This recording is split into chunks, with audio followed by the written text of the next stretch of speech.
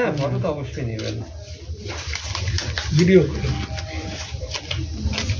আচ্ছা এইটা হচ্ছে মূলত খাদ্যের সেই জায়গাটা যেখানে ক্যান্সারটা হয়েছে। ওই এই যে কালো হয়ে গেছে, তো রক্ত টক্ত আছে।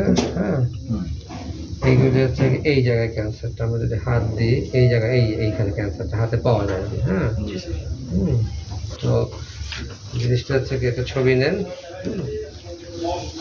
ক্যান্সারটা তুলে আমরা আবার এটা আগের পরের জায়গায় জোড়া লাগাই দিচ্ছি, ঠিক আছে? হ্যাঁ এটা নেন, এটা কি চর্বি?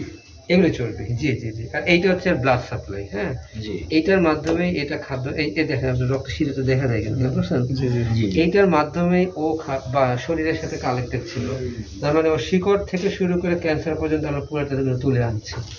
এটা হচ্ছে একটা মানুষের পক্ষে সর্বত্র সম্ভব। এরপরে যদি কাটাছেড়া শুরু করে তাহলে পেশেন্টের শরীর খারাপ হয়ে যাওয়া শুরু করবে। ব্যাপারটা বুঝছেন? ছবি নেন, এটা এখন মাংস পরীক্ষায় যাবে, ফার্দার একজন থেরাপির ডাক্তারও সেই রিপোর্টটা দেখবে, অপারেশন কেমন হয়েছে, ভালো হয়েছে কিনা, ফার্দার থেরাপি লাগবে কিনা, এটা উনি বলবে। ঠিক আছে? জি স্যার। ভালো।